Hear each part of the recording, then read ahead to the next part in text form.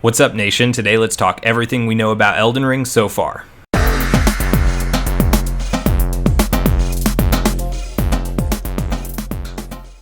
Hey everyone, so today we're going to talk about what we know about Elden Ring so far, and then the direction that we think it's going to be going based off the information we have today. Obviously, it's been about a year since we saw the initial unveiling trailer at E3 2019. Not a bunch of information has come out from that trailer since then at all, but there has been a couple interviews and different things that have taken place that I don't feel like have really gotten shouted out since we haven't had any new gameplay footage or any new trailer follow-up since the last time. So unless if you've been really Google searching all the new articles that come out, there may have been some stuff that has been missed in there. So I'm going to read through this article that I found today on Screen Rant, and it just does a good job of compiling the information that we do know, and then also just the most likely rumors that relate to Elden Ring, because it definitely sounds like it's going to be a deviation from what we've seen so far in Souls games, but a really exciting one at that. So I'd love to get a dialogue started on what you guys think, and what you're most excited for, and then maybe the most worried about as far as the changes that we might see come to Elden Ring. So with that said, let's read through this article together. I'm not going to skip over the intro part because it's really just about what From Software has accomplished in the past with their Dark Souls games, and so I'll just jump in here on when is Elden Ring's release date. The answer is we don't know what the release date is yet, but we have some good indications based off of what From Software has shown us in the past and what we can expect this game to follow maybe in those footsteps. So Elden Ring was announced at E3 2019 with a short teaser trailer that announced the collaboration with George R.R. Martin. Unfortunately, the announcement didn't give any indication of a release window for Elden Ring. Traditionally, fans don't have to wait long for From Software's games once they've been announced. For example, Sekiro was announced in December 2017 and released a year and a half later in March 2019. By that logic, Elden Ring would be released in late 2020 or early 2021, which would line up nicely with the launch of the PS5 and Xbox Series X.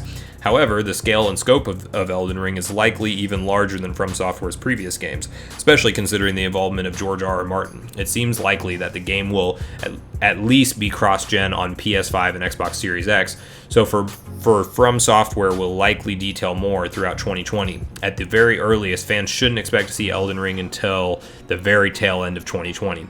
Now that we know that Demon's Souls Remake is also in the work for PS5, I can't imagine these titles launching at the same time. So I think we're really going to either see Demon's Souls Remake launch with the PS5 and then see Elden Ring as a early 2021 game, or we could flip-flop that and maybe see Elden Ring before Demon's Souls Remake, but I really feel like it's going to end up that way. I think that we probably will see Elden Ring later on. It seems like everything that we've heard so far means it's a massive undertaking and maybe one of the biggest projects that From Software has ever taken on before, so I think that it might be something where we don't see this until at the very earliest early 2021, if not mid to late 2021. So the sooner the better, but obviously we want them to take their time and make a great experience. So what do we know about the Elden Ring story so far? So this is the next interesting part of the article. Again, details on Elden Ring story are scant, but the teaser trailer definitely shows a Celtic inspiration.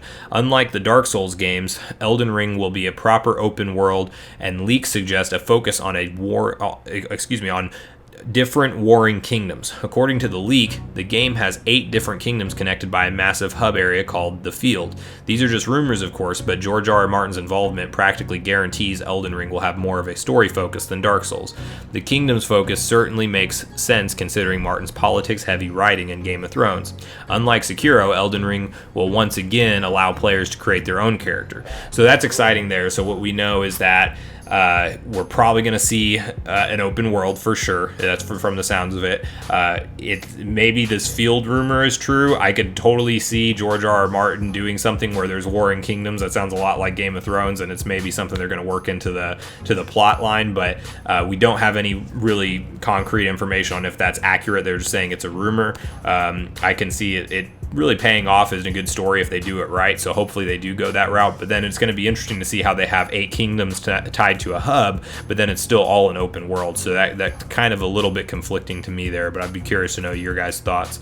And then the character creator is back for sure, so we're not going to see, like, I think Sekiro was more of like you're living in the shoes of this already existing character, and it sounds like Elden Ring will be back to more of the Dark Souls roots of here's you create the character from the ground up up. It's you going through this story, and then you build them how you want, which I'm looking forward to, because as much as I did love Sekiro from start to finish, I definitely missed that startup portion of building your character from the ground up and hearing the eerie Souls music in the background. So I'm excited to see that that's definitely coming back in Elden Ring.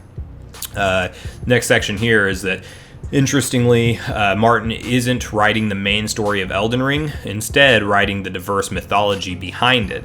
Miyazaki didn't want to limit Martin's creativity, so the main story is written by Miyazaki himself, while the world and the lore are handled by Martin. So that's a really interesting thing that I didn't know. I thought he was writing the entire story for the game, but it sounds like it's going to be something where he's just creating the lore and the backstory, and then you have Miyazaki in control of what actually comes of that. So I think that could be a really killer combination, with both of those minds coming together, but Miyazaki kind of still having the hold on the direction of the story. So that I thought was a really cool piece that to take away, is that it's a collaboration more than it is they're not just bringing in George R.R. Martin to basically control where the story goes in this game. So I think that's a good thing, considering that he might not know the unique style that From Software and Miyazaki typically have of the way that they tell a story in the Souls world. So that'll be a good thing to look forward to.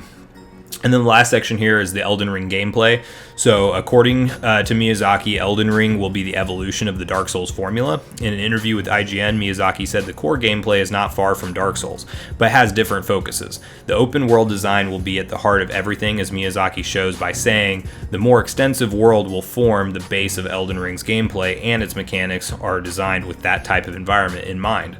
Players will be able to explore the world of Elden Ring on horseback, really interesting, but there won't be towns and settlements with people. Instead, the world will be filled with dungeons, the kind that fans have come to expect from Software. Miyazaki shed some light on the development team's thoughts behind this, saying, creating a more open game is a big challenge for us. If we were to add towns on top of that, it would become a bit too much. So we decided to create an open world style game focused on what we are best at.